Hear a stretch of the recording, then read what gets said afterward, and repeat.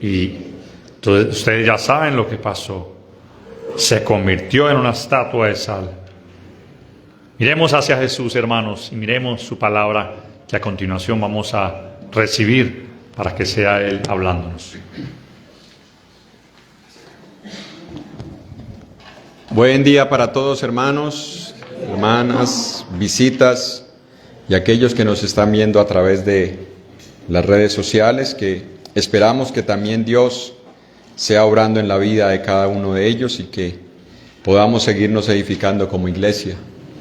Estamos meditando, hermanos, en el libro de Apocalipsis, en el capítulo 2, versículos 1 al versículo 7, donde el Señor decide usar al apóstol Juan allá en esa isla de Patmos, cuando estaba desterrado por el Imperio Romano. No lo mataron, pero lo enviaron allá, que era una manera de castigo, de tortura, ya que en ese lugar, algunos que lo han visitado dicen, no, pero esto no está tan mal. Pero es que lo estamos viendo 2000 años después. 2000 años atrás no era el mismo lugar que hoy en día las personas visitan.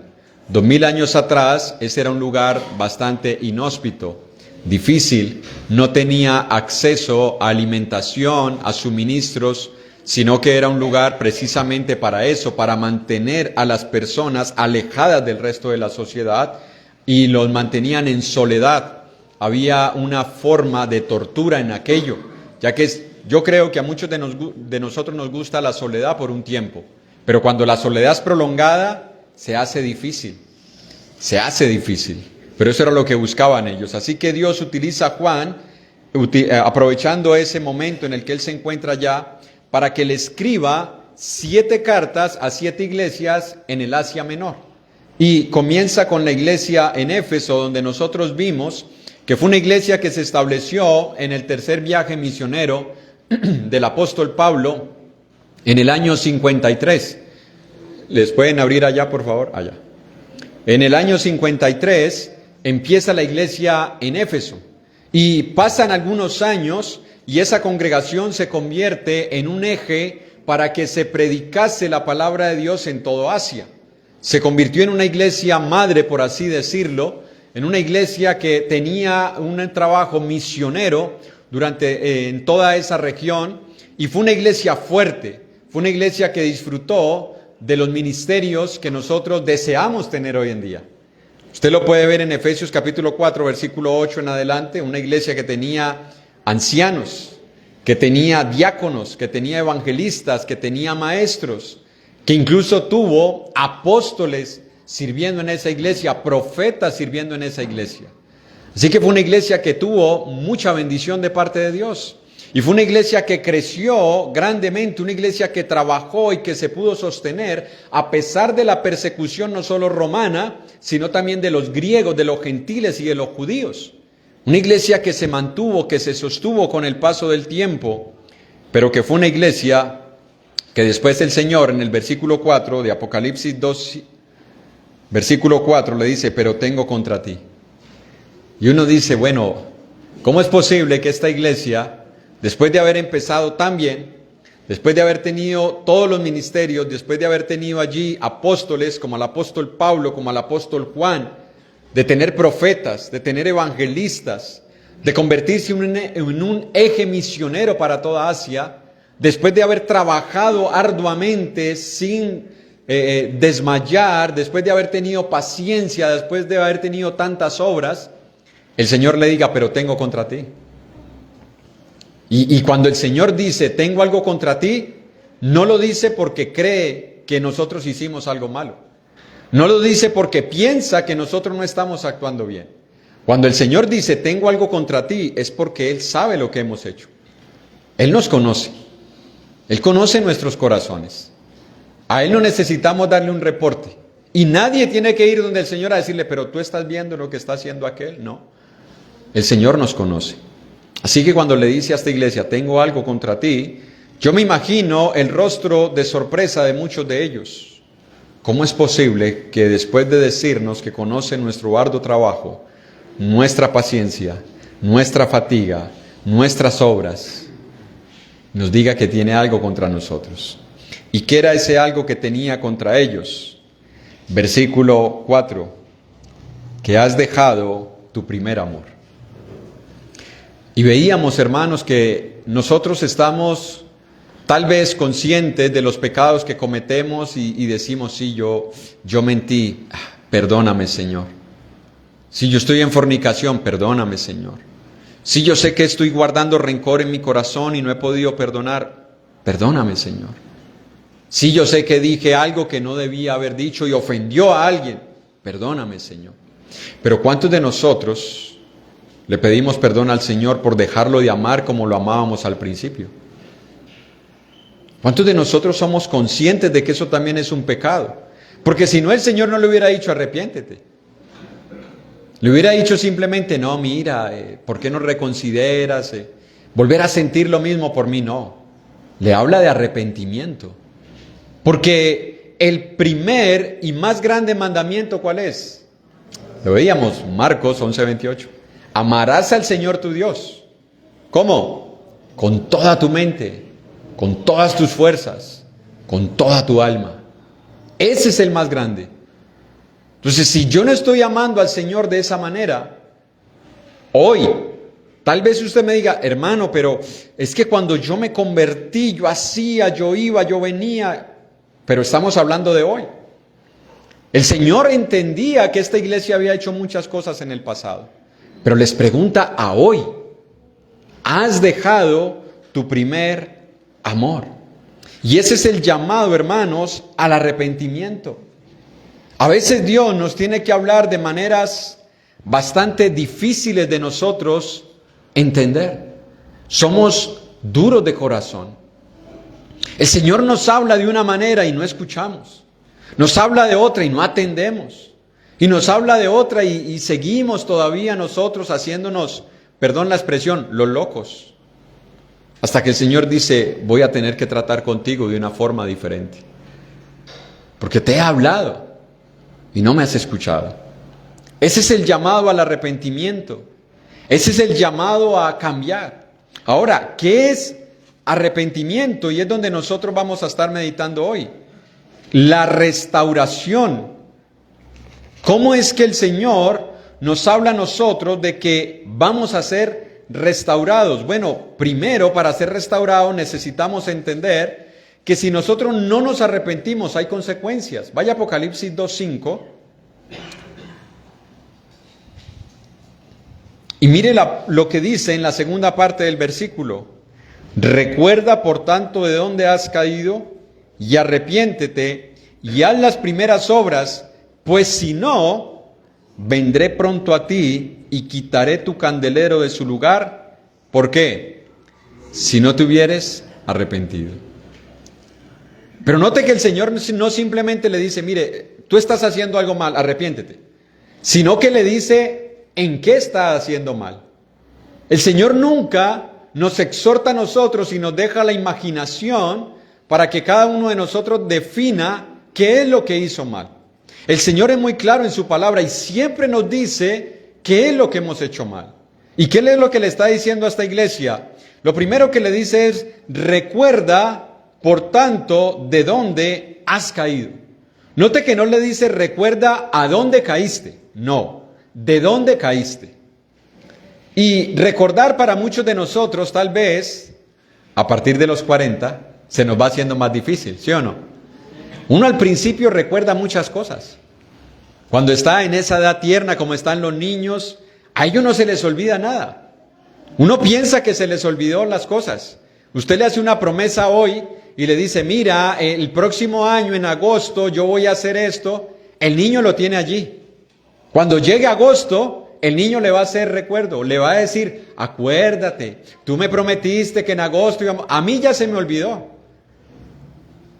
Llega enero, ya se me olvidó lo que yo prometí, pero a los niños no. Pero cuando vamos pasando el tiempo, vamos perdiendo memoria. Vamos olvidando cosas. Ya tenemos que ir con una libretica por ahí apuntando. Se nos olvida muchas cosas que antes hacíamos sin que nadie nos dijera. Ahora nos tienen que estar recordando. Perdón por lo que voy a decir.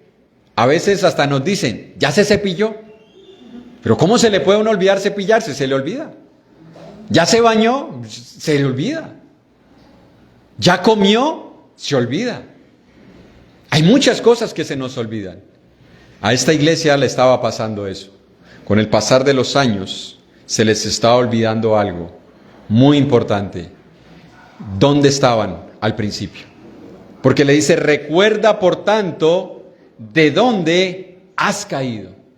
Lo que le está diciendo es, mira al pasado y recuerda cómo eras años atrás. Escuche, no en cuanto a lo que hacían, porque lo seguían haciendo.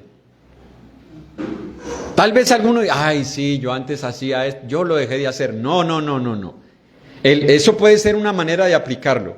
Pero la interpretación del pasaje es que la iglesia seguía haciendo todo esto. El Señor no le dice, yo sé lo que hiciste. No, yo conozco, tiempo presente. Yo sé lo que estás haciendo todavía. El problema es que lo estás haciendo no como al principio. ¿Cómo lo hacías al principio? Perdón por la ilustración.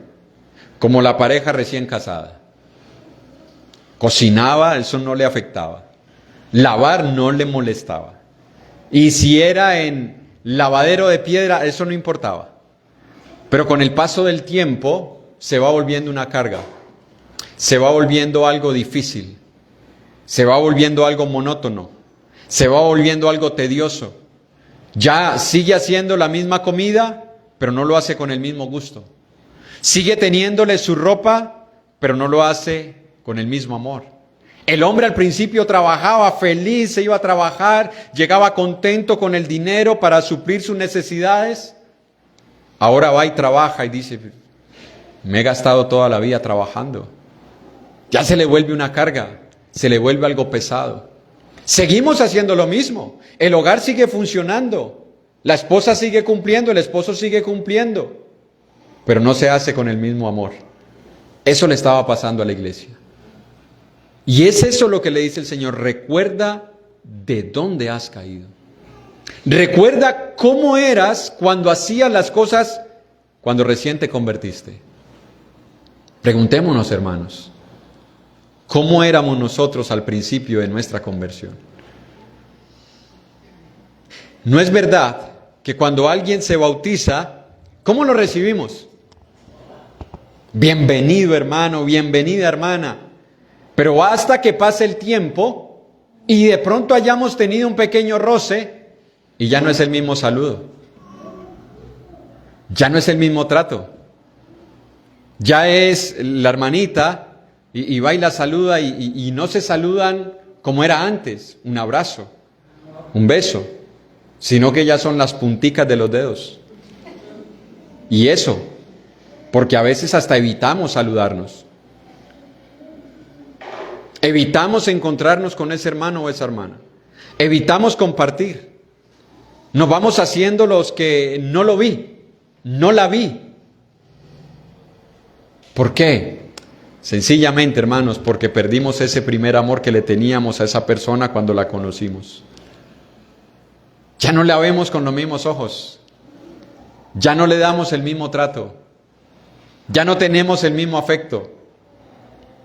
Y seguimos adorando, venimos y cantamos, oramos, cenamos, ofrendamos, predicamos, evangelizamos, invitamos, para que se repita la misma historia.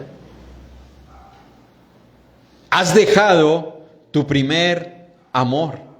¿Cómo era nuestra relación con el Señor al principio? Lentamente nos fuimos enfriando. No en lo que hacemos, sino en el sentir. Seguimos haciendo lo mismo, pero ya no sentimos lo mismo. Pero hay algunos que lastimosamente se les nota más que han dejado su primer amor. A unos más que a otros. Unos se fueron enfriando al punto que dejaron de congregarse un día. Solamente un día. Y con el paso del tiempo dijeron, bueno, ya falté un día y no pasó nada, no me mató un rayo. No me morí en el paseo. No me morí quedándome en casa haciendo pereza. No me morí yéndome de paseo. No, yo creo que no es tan grave faltar un día. Y luego otro día. Y luego otro día. Y luego otro día. Pero al principio de su conversión no se perdía una reunión. Dejamos de orar como lo hacíamos antes. Ya no tenemos la misma intensidad para orar. Ya no tenemos el mismo tiempo para orar. Dejamos de leer su palabra. Ya no nos deleitaba tanto como al principio. Hermano, levante la mano el que en su conversión al principio no perdía oportunidad para estar leyendo la Biblia. Levante la mano. Usted iba en el bus, ahí iba leyendo. Se metía al baño, no era con el celular, era con la Biblia. Estaba comiendo, no era con el celular, era con la Biblia al lado leyéndola. Iba a algún lugar, ahí donde usted iba, llevaba su Biblia. Pero lentamente se empezó a reemplazar la Biblia por las notificaciones, por el contenido en las redes, por la película, por la novela, por la serie, por el reality. Y ya no se volvió a ser un buen hábito en nosotros leer la palabra. Nos fuimos enfriando. Dejamos de hablar del Señor. Al principio hablábamos del Señor con toda persona que se nos atravesaba. Eso estaba allí.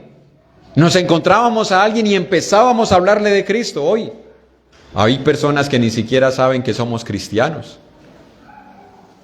Ya no hablamos tanto del Señor. Nos volvimos hipercríticos. Al principio nos congregábamos y no nos importaba nada. Lo que nos importaba era estar reunidos para adorar a Dios. Pero con el paso del tiempo, todo empezó a molestarnos. Nos comenzamos a volver hipercríticos. Empezamos a ver la falla, el error, el detalle. Ya no estaba nuestro corazón en cómo adoro a Dios, sino en qué es lo que están haciendo y qué está mal. Porque perdimos nuestro primer amor. Ya el enfoque no es Dios y la adoración. El enfoque es si el entorno se ve y todo sale bien. Empezamos a enfriarnos y lentamente lo que antes era un deleite se convirtió en rutina. Las alabanzas se convirtieron en serenatas, que no sabemos a quién le cantamos porque cada quien canta lo que le gusta. Hay unos que dicen, esa no me gusta, y no la canta. Porque no le gusta. Bueno, la pregunta es, ¿cantamos para nosotros o para Dios? Nuestras oraciones se convierten en pliego de peticiones, de quejas, de reclamos, PQRs. Y no en oraciones, no en un diálogo con el Señor, no en expresar nuestros corazones al Señor. El estudio de la palabra se nos hace un tanto aburrido y sin interés. Se nos hace extenso un culto de adoración, pero se nos hace corto un tiempo frente a una pantalla. Pero un tiempo a solas con el Señor ya no es lo mismo, porque perdemos el primer amor. Y nos afecta, y espero que esto no esté ocurriendo, pero sabemos que ocurre, nos afecta que nos digan verdades. Y terminamos tomando represalias con aquel que nos dijo la verdad. Terminamos afectándonos con aquel que nos está diciendo dónde estamos fallando. Pero aquellos que predicamos el Evangelio debemos aprender a entender que todos nosotros tenemos esa actitud. No nos gustan que nos digan verdades. El apóstol Pablo en Gálatas capítulo 4, versículo 13, si usted recuerda, el apóstol Pablo llega a las regiones de Galacia, porque Galacia no es un lugar específico, es una región, es una especie de departamento donde estaba Iconio, Derbe, Listra y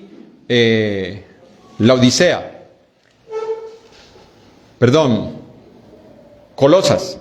Entonces estaba Iconio, Derbe y Listra en esas regiones, y cuando Pablo llega a predicar el Evangelio allá, miren cómo lo recibieron a Pablo al principio. Gálatas capítulo 4, versículo 13.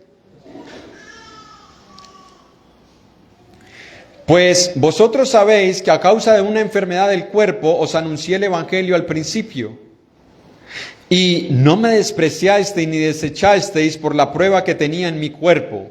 Antes bien me recibiste como a un ángel de Dios, como a Cristo Jesús. Verso 15. ¿Dónde pues está esa satisfacción que experimentabais al principio? Porque hoy os doy testimonio de que si hubieseis podido, os hubieseis sacado vuestros propios ojos para dármelos. Verso 16. ¿Me he hecho pues vuestro enemigo por deciros la verdad?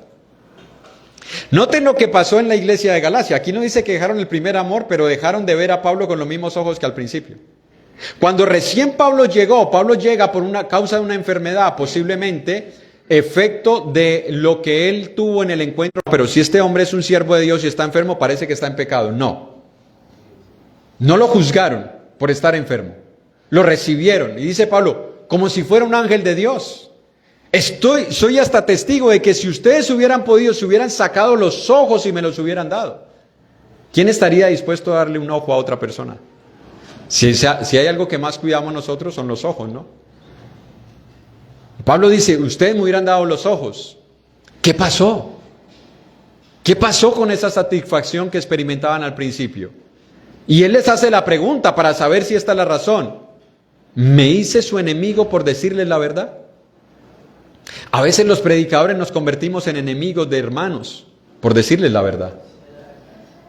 Ya no nos ven con los mismos ojos. Al principio, cuando veníamos y escuchábamos la predica, amén, amén, sí, Dios, amén, Dios mío, gracias por hablarme. Después, es el hermano que tiene algo contra mí. Ese hermano me las tiró a mí. Eso es porque él no me lo dijo de frente, pero mire, lo dijo desde el púlpito. Nos convertimos en enemigos por decir verdades. Eso le pasó a Pablo. Y eso le estaba pasando a la iglesia en Éfeso. Habían perdido su primer amor. ¿Y qué les dijo el Señor? Arrepiéntense. Hermanos, cuando la Biblia habla del arrepentimiento, no lo define como un sentimiento. Yo no sé cuántas personas de las que están aquí, si yo le preguntara qué es arrepentimiento, tendrían una definición exacta de lo que es arrepentimiento. Y vamos a hacer el ejercicio a manera de sondeo simplemente, sin dejar el orden que debemos tener. ¿Qué es arrepentimiento? Para algunos, arrepentimiento es sentir una tristeza. No, él se arrepintió porque yo lo vi triste. Para otros, arrepentimiento es decir, perdóname por lo que hice. Ay, mire, él vino arrepentido. Pero cuando vamos a la Biblia, la palabra arrepentimiento no es un sentimiento, sino una acción, es un cambio de mente. La palabra en griego es metanoia. Es cambiar su manera de pensar, es cambiar su manera de vivir. Entonces, cuando el Señor le está diciendo aquí a la iglesia en Éfeso, arrepiéntete, lo que le está diciendo es, vuelve a hacer las cosas como se deben hacer. Haz las cosas con la actitud correcta. Haz las cosas con las motivaciones correctas. Hermanos, el arrepentimiento no es llorar. Puede que si alguien está arrepentido llore, pero el llorar no es arrepentimiento. El arrepentimiento no es pedir perdón. Puede que la persona arrepentida y debe pedir perdón, pero pedir perdón no significa que está arrepentido. El arrepentimiento es dejar de hacer aquello que sé que está mal delante de Dios y comprometerme con Él a nunca más volverlo a hacer. El arrepentimiento es tan importante en la vida del creyente que cuando Jesús comenzó su ministerio en Mateo capítulo 4, versículo 17, Él no comenzó predicando, ¿quiénes quieren ir al cielo? Si lo hubiera dicho así, todos lo hubieran seguido. Él no empezó predicando, ¿quiénes tienen problemas en el matrimonio? Vengan que yo se los soluciono. Él no preguntó, ¿quiénes están enfermos? Venga que yo los sano. Mateo 4:17 dice, desde entonces comenzó a Jesús a decirle a las multitudes, arrepentíos, porque el reino de los cielos se ha acercado.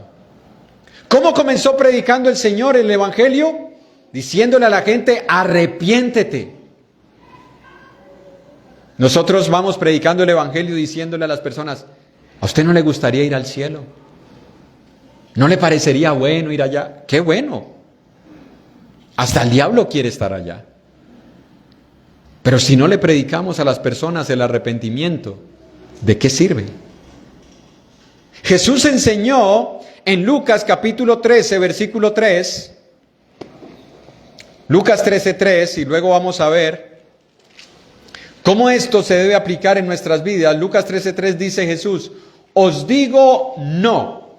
Antes, si no os arrepentís, todos pereceréis igualmente. Lucas 13:3. ¿Qué es lo que está diciendo el Señor? Si yo no me arrepiento, ¿qué va a pasar conmigo? Voy a perecer. El Señor no dijo, si no lloras, vas a perecer. Si no pides perdón, vas a perecer. Si no sientes un dolor adentro, vas a perecer. No, si no os arrepentís. Porque si el hombre no se arrepiente, el hombre no cambia su manera de vivir. El arrepentimiento es una transformación. Cuando Dios me convence de mi pecado, hay dolor, hay tristeza, hay angustia, pero también hay un deseo sincero de cambiar nuestra manera de vivir.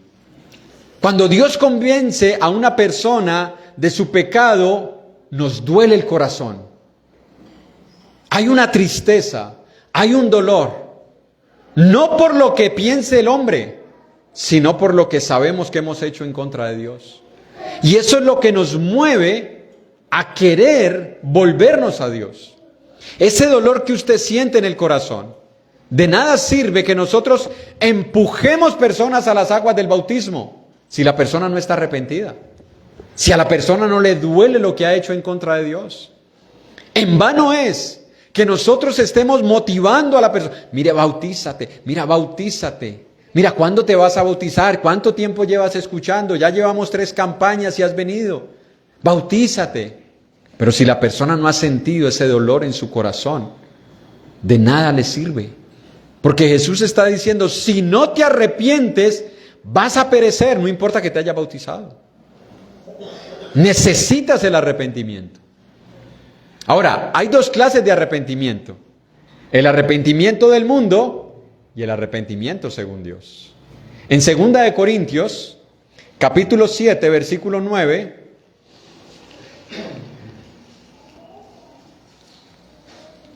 Segunda de Corintios, capítulo 7, versículo 9 y versículo 10, dice la palabra del Señor. Ahora me gozo, no porque hayan sido contristados, sino porque fueron contristados, ¿para qué? Para arrepentimiento. Porque habéis sido contristados según Dios, para que ninguna pérdida padecieses por nuestra parte. Porque la tristeza que es según Dios produce arrepentimiento para salvación, de que no hay de qué arrepentirse. Pero la tristeza del mundo produce... Hay un ejemplo en la Biblia muy claro de lo que es el arrepentimiento según el mundo y el arrepentimiento según Dios. Arrepentimiento según el mundo, Judas Iscariote. Usted recuerda la historia de Judas, ¿no? Curioso y paradójico que el Señor le haya entregado la bolsa de los dineros a un hombre que era ladrón y que Jesús sabía que estaba robando. Pero a él fue el que le entregó la bolsa. No se la entregó a Mateo, que era contador, que sabía manejo de números, pero se la entregó a un ladrón. Y Jesús sabía lo que estaba haciendo Judas. Cuando Judas vende a Jesús y ve todo lo que le están haciendo a Jesús, cae en cuenta y dice, entregué sangre inocente. Porque él convivió con Jesús 3 años. Él no vio a Jesús en ningún pecado. No lo vio en hipocresía. No lo vio en inmoralidad. Incluso vio cómo Jesús, el día en que Judas lo va a entregar en la noche, le lavó los pies. Lo mandó a lavadito los pies para que lo vendiera. Y Judas dice, he entregado sangre inocente. Y coge el dinero y se devuelve y se lo devuelve a los sacerdotes. Y les dice, mire, aquí está el dinero, lo que ustedes me pagaron, que estaba profetizado, 30 monedas de plata. Ya estaba profetizado que iba a ser ese valor. Y lo devuelve. Cualquiera diría, se arrepintió, ¿sí o no? Cualquiera diría, Judas se arrepintió. Porque mire que dijo, he entregado sangre inocente, tomó el dinero, no se lo gastó, sino que fue y lo regresó a quienes se lo dieron. Uno dice, ¿se arrepintió Judas? No se arrepintió. ¿Qué hizo? Fue y se ahorcó. Pero está Pedro. Y Pedro hizo lo mismo que Judas, solo que no le pagaron. Porque Judas lo traicionó al venderlo. Pedro lo traicionó al negarlo. 3 veces. Incluso con maldición incluida. Porque dijo que incluso maldijo, diciendo, no conozco a tal hombre.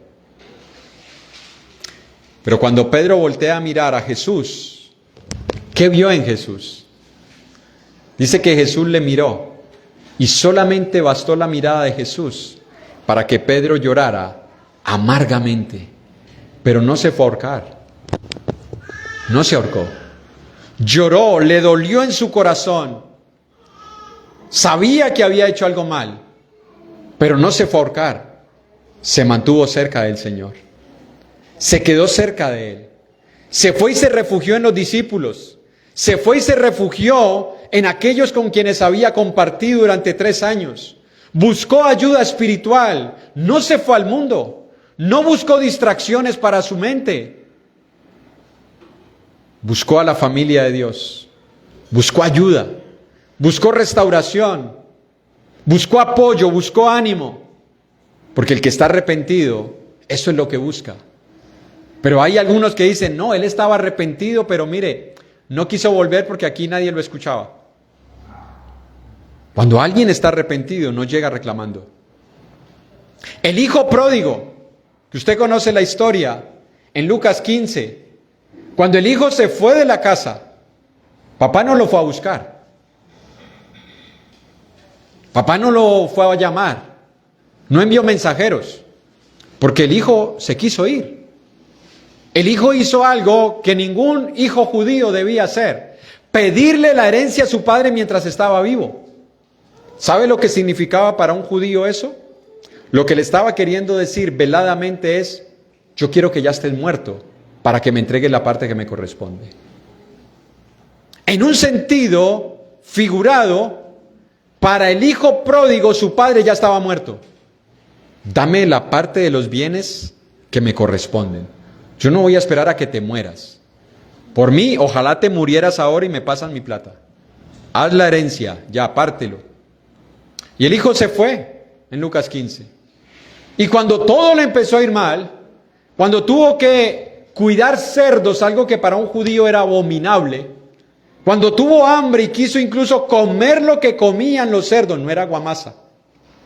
No era guamasa, eran algarrobas, era una planta que se utilizaba incluso cuando la planta estaba muy grande, tenía cierta medida que se utilizaba como medida de peso, de ahí salió la arroba, ¿ya? Era una planta, y él deseaba comer eso. Pero dijo en su corazón: volveré a la casa de mi padre, y le diré: papá, ya llegué. Usted no me fue a buscar, mal hecho de su parte, ¿oyó? Usted me tenía que ir a buscar porque yo era su hijo. Esa era responsabilidad suya. Usted me abandonó, pero no importa, aquí estoy, yo lo perdono, papá. No, así no llegó. ¿Cómo llegó? Padre, he pecado contra el cielo y contra ti. No merezco que me llames tu hijo. Porque cuando alguien está arrepentido no llega a reclamar. Cuando alguien está arrepentido llega humillado. Llega a aceptar las consecuencias.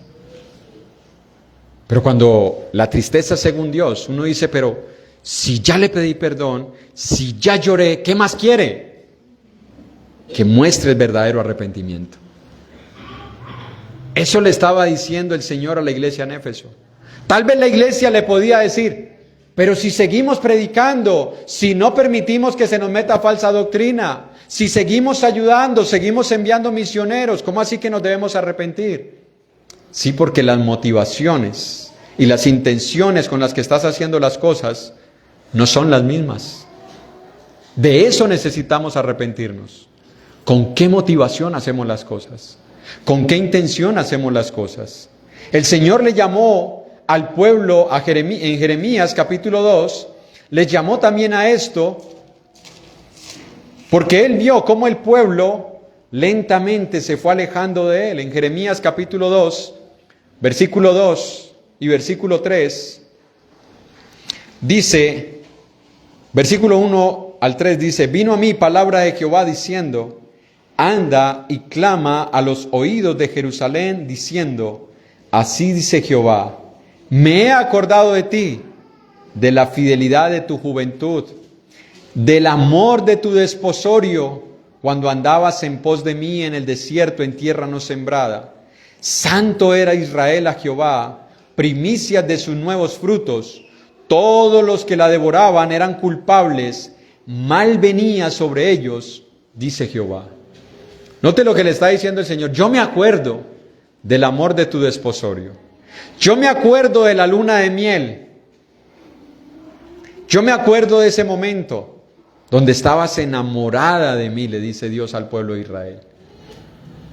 Pero lentamente te fuiste apartando, apagando. ¿Seguían yendo al templo? Sí. ¿Seguían llevando sacrificios? Sí. ¿Seguían quemando incienso? Sí. ¿Seguían llevando diezmos? Sí. Pero no era el mismo amor del principio. De eso necesitamos arrepentirnos. Hágase la pregunta, hermano, ¿usted por qué viene a reunirse? Luego pregúntese, ¿para qué vengo a reunirme? Y después de hacerse esas preguntas, cuando usted salga de aquí, pregúntese si cumplió ese propósito. Pregúntese, ¿por qué yo vengo? ¿Para qué yo vengo? Y al final pregúntese, ¿cumplí el propósito? Porque si usted dice que viene porque es un hijo de Dios y viene para adorar a Dios, la pregunta es, ¿vivo como un hijo de Dios? ¿Y mi adoración glorifica a Dios? ¿Honra a Dios? ¿Estoy cumpliendo el propósito? Que no nos ocurra lo mismo que la iglesia en Éfeso, que hayamos perdido nuestro primer amor y simplemente sigamos asistiendo y sigamos viniendo y cantamos y oramos y ofrendamos y hacemos todo y parece que todo está bien, pero tal vez el Señor me esté diciendo, tú dejaste tu primer amor, ya no haces las cosas con la misma pasión, no haces las cosas con el mismo amor, ya no te deleito, ya no te gozas en mi presencia, ya no disfrutas un culto de adoración. Pregúntese, hermano, ¿cuándo fue la última vez que usted disfrutó verdaderamente un culto de adoración y que usted salió lleno? Tal vez usted diga, no, es que son los hermanos que presiden que no me llenan. Devuélvase a su primer amor. Devuélvase allá. ¿Habían errores en el pasado? Sí. ¿Habían cosas que no estaban bien en el pasado? También. Pero salíamos llenos. En Floresta, estoy hablando del año 2000, 2001, se reunía la iglesia mañana y tarde. Allá estábamos, mañana y tarde. Ahora, ya es muy tarde si se termina a las 11:15. Ya no es me quiero reunir mañana y tarde, a las 11:15 ya está tarde. Ya no disfruto un culto de adoración. Estoy más pendiente del reloj que de adorar a Dios. Estoy más pendiente del léxico, la dicción del que preside, que lo que dice la palabra de Dios. Estoy más pendiente si la alabanza estuvo desafinada o afinada, que mi alabanza llegue al Señor. Eso le estaba pasando a la iglesia.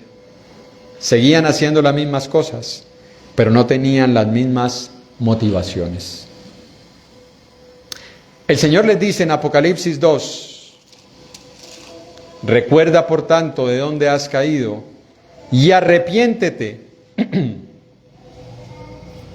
Pero note lo que le dice, y haz las primeras obras, pues si no, vendré, ¿vendré qué? Pronto. ¿Qué es pronto? Un hermano hacía esta pregunta.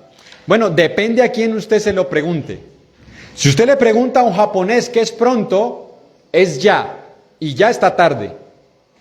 Si usted le pregunta a un inglés qué es pronto, dice, ¿a qué hora es la reunión? A las 3, a las 2:30 estoy allá.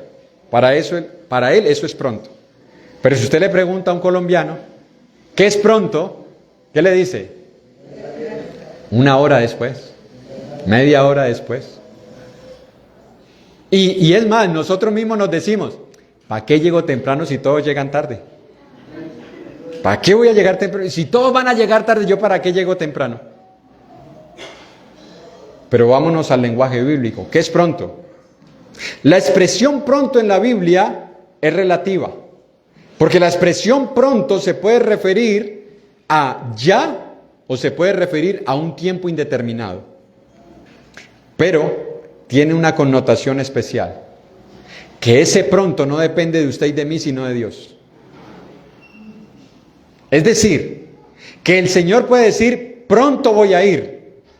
Y yo digo, no, Él es colombiano, Él se demora. Y no me da tiempo para hacer lo que debo de hacer.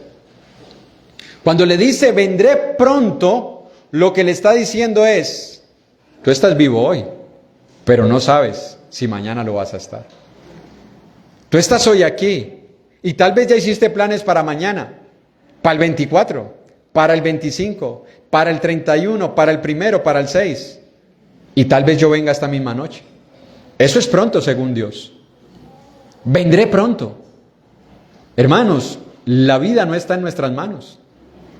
Cuando Dios nos advierte sobre algo y nos llama al arrepentimiento, debemos tener esta frase en nuestra mente: el Señor puede venir ya. Y si no viene, me llama a su presencia. ¿Y qué tiempo voy a tener? Hermanos, el arrepentimiento no es algo que yo debo postergar. No, sí, yo sé que estoy haciendo mal, pero no, yo después me arrepiento. Ahorita no. Como una vez que le predicamos a una persona y fue curioso. Le predicamos en noviembre y entendió el Evangelio. Y le dijimos, ¿ya entendió el Evangelio? Y dice, sí, yo sé. ¿Qué entendió? Le empezamos a preguntar y nos respondió. Sí, yo sé que tengo que arrepentirme, yo creo en Cristo y tengo que bautizarme para el perdón de mis pecados. Ah, bueno, ¿y qué espera? Ah, pero es que viene diciembre. En enero volvemos a hablar. Yo espero que Dios me dé vida hasta enero. No entiende lo que significa vendré pronto. Esa persona hasta el momento no ha obedecido el Evangelio. Sigue su vida. Sigue su vida. No sea usted de esas personas que entiende que debe obedecer el Evangelio, que debe arrepentirse y no lo hace. Cuando el Señor dice ahí vendré pronto, no se refiere a una venida de consuelo, porque el Señor muchas veces habló de su venida como un acto de consuelo, de amor, de misericordia, de cuidado, de protección, sino que aquí está hablando de un venir de juicio. Voy a venir a hacer juicio, como lo dice Judas. Vino el Señor con sus santas decenas de millares de ángeles para hacer juicio contra los impíos. Eso es lo que le está diciendo el Señor. Vendré pronto. Hermanos, si estamos cometiendo algún pecado, el Señor dice, vendré pronto. Más vale que te arrepientas ahora, porque vendré pronto. Y tal vez no vas a tener el tiempo de arrepentirte. Ahora, ¿vendré pronto a qué? Mira lo que les dice, vendré pronto y quitaré tu candelero de su lugar. ¿Qué significaba esto? El candelero es la menorá. Ahí está doña Luceri, ella tiene una menorá bonita en su casa. Ella es la señora que yo les hablaba que trabajó con el judío que fue rescatado del holocausto. Ahí está doña Luceli. Y ella tiene una menorá y me decía, Albert, usted no me hace una mesita, una consola para poner la menorá. La menorá es el candelabro judío, ¿no? ¿Qué significado tenía la menorá para los judíos?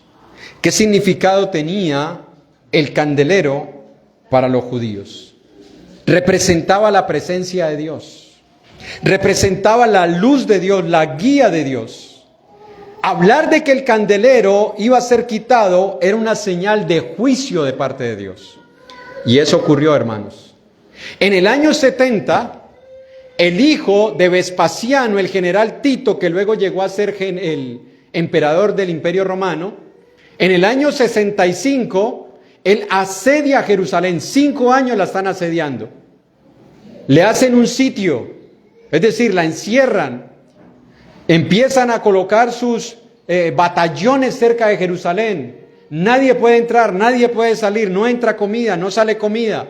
Lo que los sostuvo fue el agua, ese pozo que todavía lo encontraron. Y encontraron ese manantial donde todavía sigue brotando agua de parte de la parte baja del templo, donde estaba el templo. Era lo que lo sostenía. 5 años estuvo el general Tito esperando el momento para ingresar, hasta que el hambre fue tan fuerte que no pudieron hacer otra cosa que intentar escaparse. Y cuando abrieron las puertas, se les metieron. Derribaron la ciudad, como lo dijo Jesús. No quedará piedra sobre piedra. Eso ocurrió. ¿Y sabe qué hicieron? Sacaron el candelero de su lugar, de Jerusalén. Y eso está en el Arco de Tito.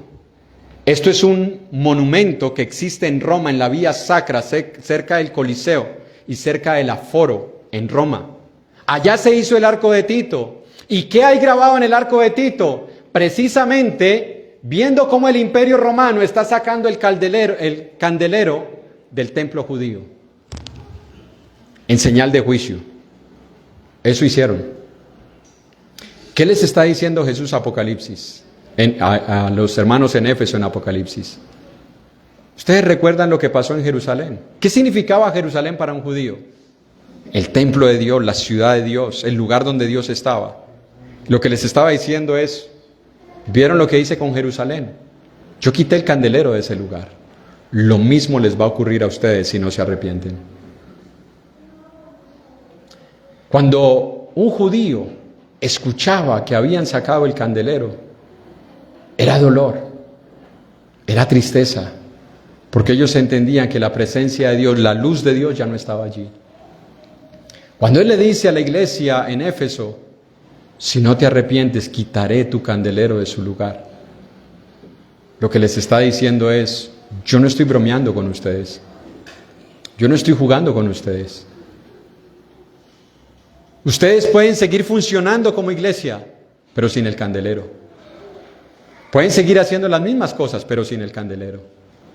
Y eso le puede ocurrir a un cristiano en su vida personal, que sigue asistiendo, que usted lo ve muy activo en la iglesia, que usted lo ve haciendo obras, tal vez se para aquí a predicar, pero ya no tiene el candelero del Señor en su vida.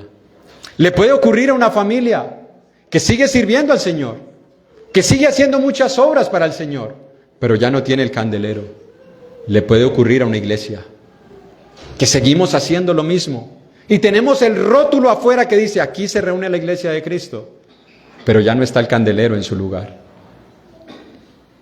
Ese era el llamado de Dios a esta iglesia. Si ustedes no se arrepienten, quitaré el candelero de su lugar. No era una amenaza, era una advertencia, un recordatorio de lo que había ocurrido en Jerusalén. Todos los cristianos y los judíos en el mundo sabían que el templo judío había sido destruido, saqueado, profanado, por no arrepentirse, porque no se arrepintieron. Se cumplió lo que les dijo Jesús: si no os arrepentís, todos pereceréis. No se arrepintieron, como nación no lo hicieron, y el Señor quitó el candelero de su lugar. Lo mismo nos puede ocurrir a nosotros, y tal vez uno crea que no está pasando, porque tal vez nosotros sigamos teniendo una buena economía y decimos, no, aquí tiene que estar la bendición de Dios. ¿Cómo así que yo estoy mal y mire que yo estoy bien? Económicamente estoy bien, pero somos pobres espiritualmente. Tal vez tenemos títulos, pero somos ignorantes de la palabra de Dios. Tal vez tengamos ahora una casa, pero ya no tenemos un hogar. Ya no tenemos un hogar. Porque tal vez el candelero ya no está en su lugar. Tal vez algo ya ha usurpado el lugar que Dios ocupaba antes. Ya nuestro centro no es Dios.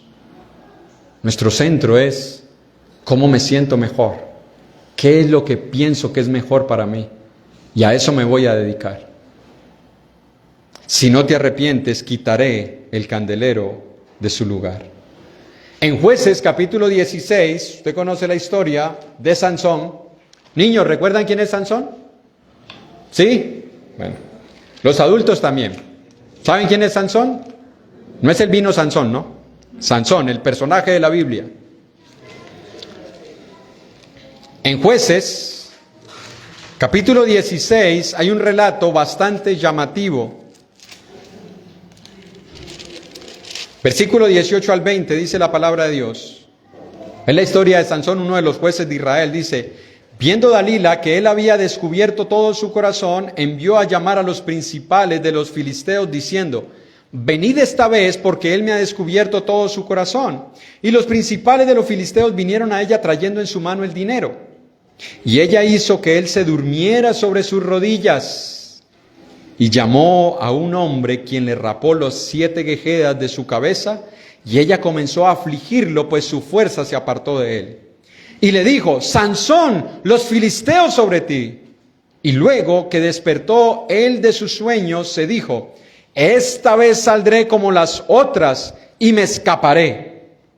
¿Pero qué? Pero él no sabía que Jehová ya se había apartado de él. No se dio cuenta. Estaba dormido en las piernas de esta mujer. Un hermano tiene una meditación que se llama Canción de Cuna del Diablo. Porque el diablo nos canta canciones de cuna y nos hace dormir allí. Y uno piensa que está bien, pero es el diablo el que nos tiene dormidos. Así estaba Sansón, dormido en los pies de una mujer utilizada por el enemigo. Y Sansón dijo, yo soy fuerte, yo me he escapado otras veces, ahorita que vengan los filisteos, vuelvo y me escapo. Pero no sabía que el Señor ya se había alejado de él. Tal vez el Señor se alejó de nosotros y no nos hemos dado cuenta. Y pensamos que estamos bien. Nos vemos bien, nos sentimos bien, hacemos las mismas cosas que antes. Pero ya no tenemos la fuerza que teníamos antes, el mismo vigor que teníamos antes, el mismo entusiasmo que teníamos antes, las mismas ganas que teníamos antes, la misma disposición para servir al Señor que antes, el mismo deseo de obedecerlo como lo teníamos antes, donde el Señor nos hablaba y no lo cuestionábamos, decía, ¿qué es lo que hay que hacer? Esto voy a hacer. Ahora lo cuestionamos todo. Ahora ya no vemos la voluntad de Dios igual. Ya se nos hace difícil someternos a Dios. Tal vez hemos perdido esa fuerza espiritual que teníamos antes. Tal vez el candelero ha sido quitado de nuestro hogar y no nos hemos dado cuenta. Y la razón es muy sencilla. Si no os arrepentís. La importancia de arrepentirnos, hermanos. Pero de corazón. No de palabras. Y perdónenme en esta expresión, no con lágrimas, complete la frase. Lo conocemos. No con esas maneras. Es un arrepentimiento genuino, es un arrepentimiento donde de verdad sentimos que hemos defraudado a Dios, primeramente, y también a la persona a la que le hemos fallado. Ese es el verdadero arrepentimiento. Dejar de hacer lo malo y aprender a hacer lo bueno. Pero llega el último punto, hermanos, para ir concluyendo, la restauración. Versículo 7 de Apocalipsis 2.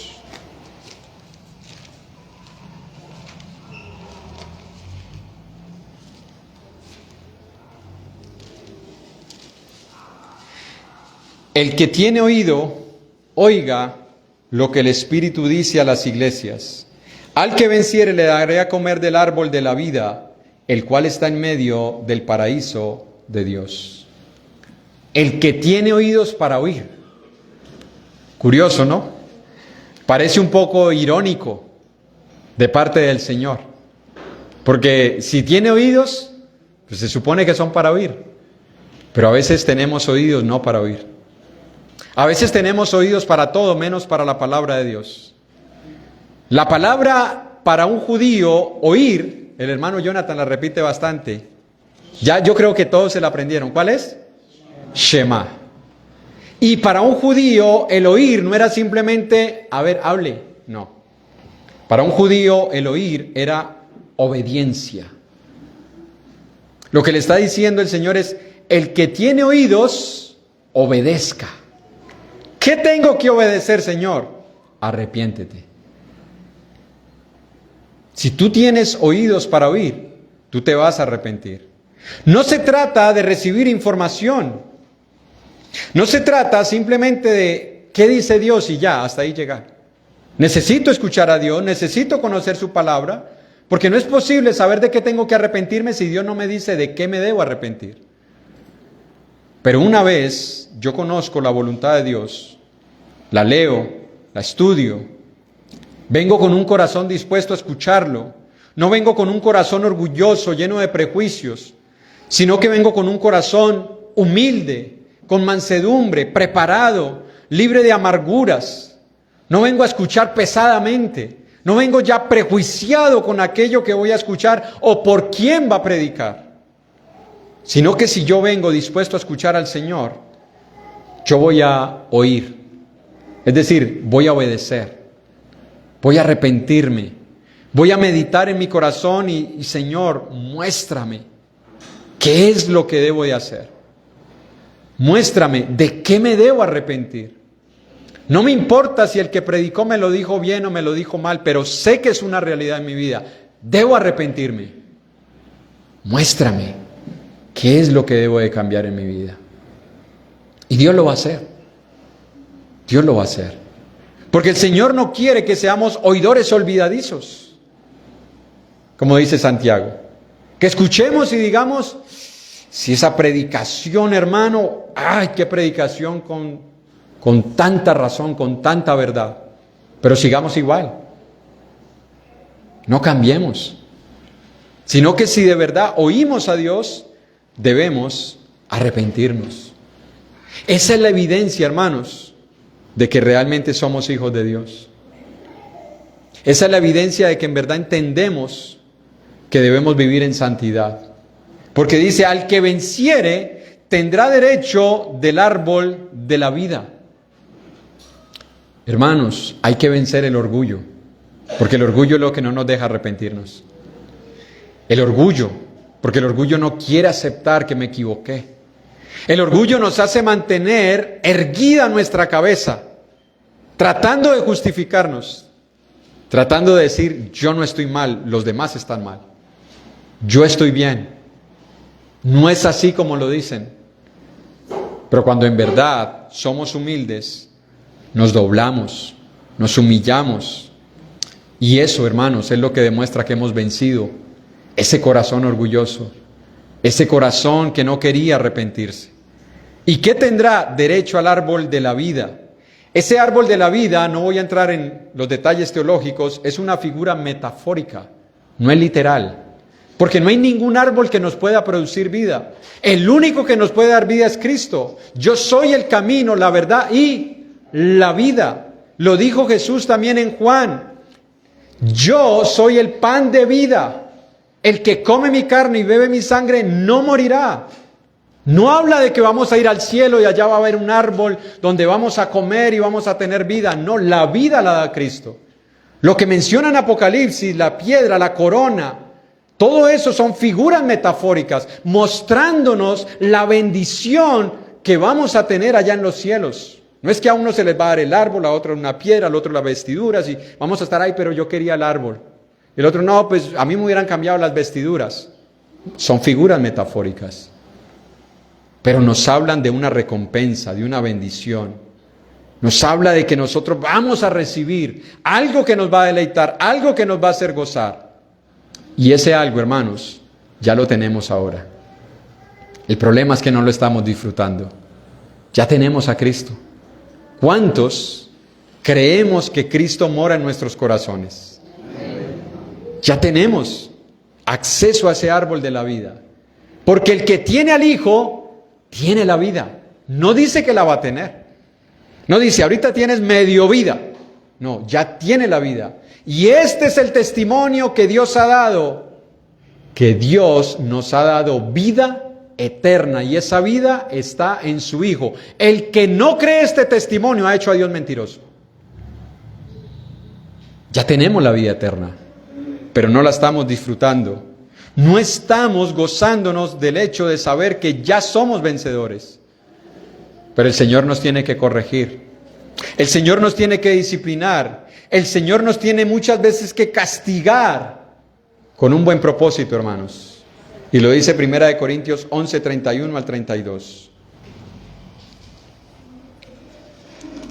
Recuerdo las oraciones de nuestro hermano Oscar, cuando hacíamos las oraciones para iniciar el culto y él las presidía.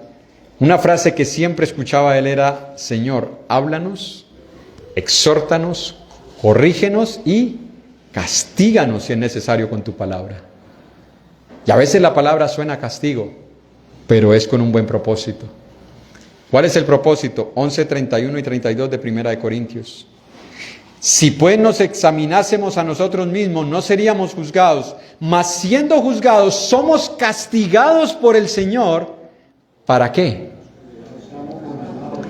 Entonces, ¿vale la pena que el Señor nos castigue? Sí, hermanos. Porque es para que no seamos condenados con el mundo. Vale la pena a veces ser disciplinado.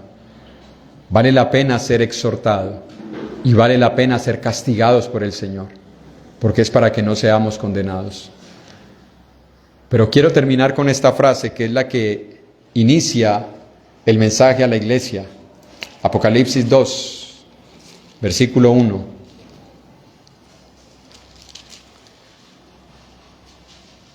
Versículo 2, perdón. Yo conozco tus obras. Vamos a ver la palabra conozco rápidamente. ¿Qué tanto nos conoce el Señor? Bueno, ya hablamos de que no tenemos que darle un reporte a Él. No tenemos que decirle qué hemos hecho y qué no hemos hecho. A la iglesia debemos decirle qué estamos haciendo para que sepan que estamos siendo útiles y estamos sirviendo, pero al Señor no. Habrán cosas que la iglesia no sabe que hemos hecho, pero el Señor las sabe. Habrán momentos en que la gente pensará que nosotros estamos descansando y tal vez estamos trabajando para el Señor y todos pensarán que estamos descansando y no estamos haciendo nada, pero el Señor lo sabe. Y no tenemos que alardear. No tenemos que tocar trompeta diciendo, mire, yo hice esto, yo hice aquello, yo ayudé aquí. No, el Señor lo sabe. Pero quiero que llevemos ese yo te conozco a otro ambiente, hermanos, a otra aplicación. Él sabe las luchas que cada uno de nosotros tiene. Él las sabe. Él sabe que yo he venido luchando en mi vida, en mi corazón. Él sabe el esfuerzo que hago para mantenerme fiel. Él lo sabe. Él sabe el esfuerzo que tú hiciste tal vez para estar hoy en este lugar. Él sabe lo que tú has sufrido. Él sabe quién te ha hecho sufrir. Él nos ha visto llorar. Él nos ha visto angustiados. Él nos ha visto preocupados. Él sabe que muchas veces hemos estado sin saber qué hacer. Tal vez como Moisés, diciendo, Señor, tengo una carga muy pesada, llévame. Él lo sabe. Él sabe esa lucha que yo tengo en mi corazón. Él sabe esa debilidad por la que yo estoy pasando. Él sabe que yo he tenido noches sin poder dormir. Por mi esposa, por mi esposo, por mis hijos, por la situación económica. Él lo sabe, por la iglesia, Él lo sabe. Él no es ajeno a nuestro sufrimiento, Él no es ajeno a nuestro dolor. Él se encarnó en la persona de su Hijo, sufrió como nosotros, sintió nuestros dolores. Él se compadece de nosotros. Tal vez nadie se compadezca. Tal vez nadie nos diga, estás cansado, estás cansada, yo te ayudo. Tal vez nadie lo diga. Pero el Señor nos da descanso.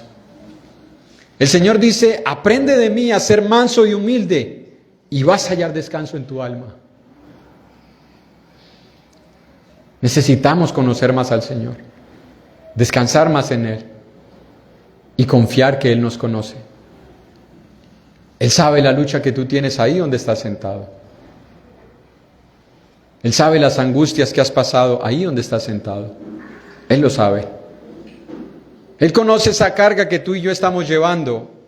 Él lo sabe. Y Él no es indolente a nosotros. Él nos promete un consuelo eterno.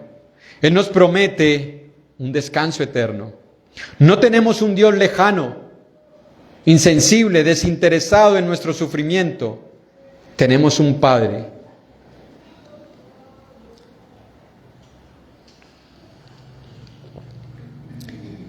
que cuando vemos un hijo sufriendo, quisiéramos que ese dolor se trasladara a nosotros y que él no sufriera. Ese es el Padre que tenemos. Tenemos el Padre que cuando una madre ve a un hijo llorando, quisiera quitarle ese dolor aunque ella lo sintiera. Ese es el Padre que tenemos. Y Él lo hizo porque envió a su Hijo para que sufriera por nosotros en la cruz. Amigo que nos acompañas hoy, tal vez tú todavía no entiendes lo que significará estar eternamente separado de Dios. Tal vez tú piensas que esto se trata simplemente de ir a una iglesia o no ir.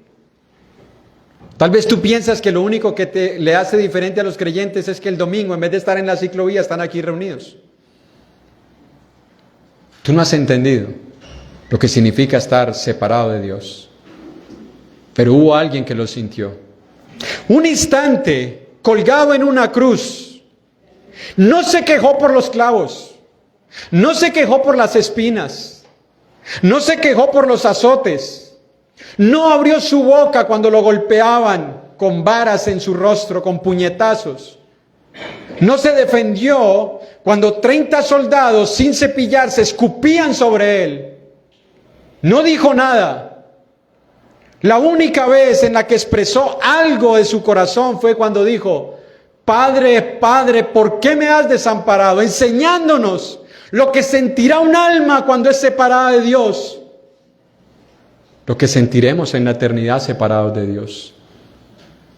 No esperes a que eso ocurra para decir: arrepiéntete. Si no, vendré el día en que tú no esperas y te llamaré a mi presencia y no tendrás oportunidad. Como iglesia, hermanos, si el Señor nos ha mostrado que hemos dejado el primer amor y que seguimos haciendo las mismas cosas pero no con las mismas motivaciones, dice el Señor, arrepiéntete también, porque si no vendré y quitaré tu candelero de su lugar. Ninguno de nosotros desea eso. Entonces, arrepintámonos y dejemos que Dios obre en nuestras vidas. Que Él les bendiga, hermanos.